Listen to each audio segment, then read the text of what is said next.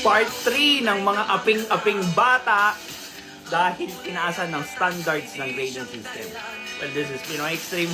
Pagbasa tayo ng comment. Let's do this! This is Pinoy Extreme.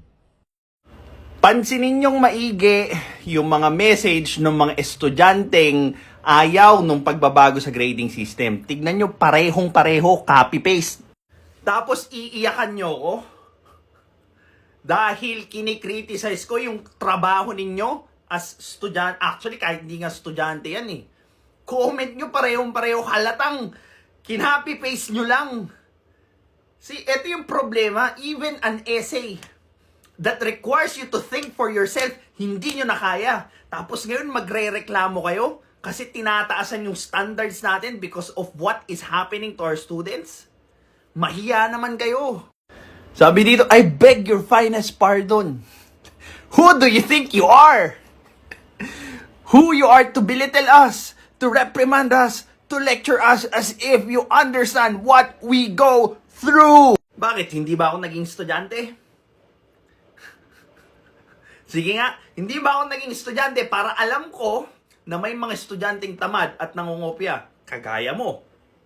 Mga estudyanteng nangungopya dahil mas gusto nilang pumasa sa next grade kesa maintindihan yung lesson. Which is, yan yung pinakamali na ginawa ng DepEd, yung mass promotion kahit na hindi pa handa yung mga bata para sa next level. Ang ending, nag-compile lahat ng mga hindi nila alam hanggang sa makagraduate sila. Who you are to speak so lightly about something you've never carried on your shoulders. Wow! Grabe, kala mo talaga ang bigat ng pinagdadaanan nila. You have no right to dismiss our voices when you have never walked in our shoes. Bakit? Kayo lang ba naging estudyante?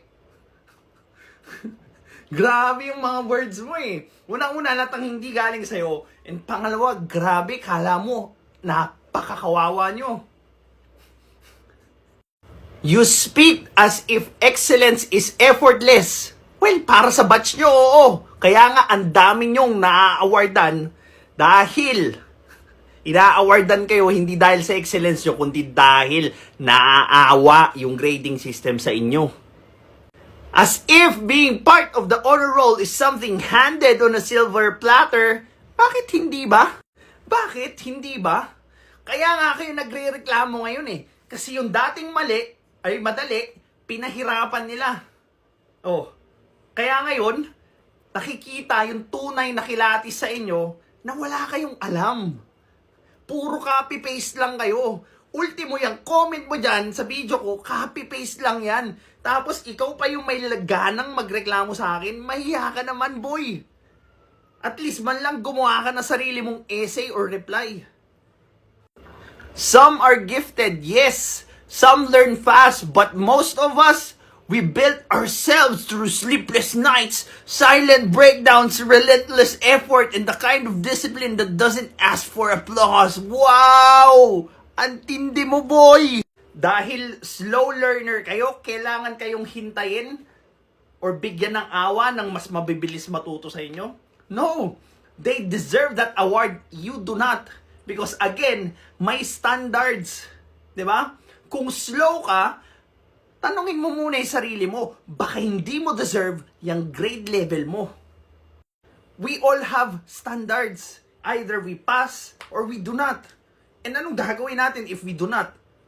Maglulupasay tayo sa sahig? Sabihin na, dapat ibaba yung passing rate. What kind of mediocrity has turned you into? Sige nga. Obvious na obvious eh. Naggagagamba lang kayo dyan sa school nyo eh. Ultimo comment, parehong pareho. Diyos me, yun, di na kayo nahiya. Kayo pa yung galit.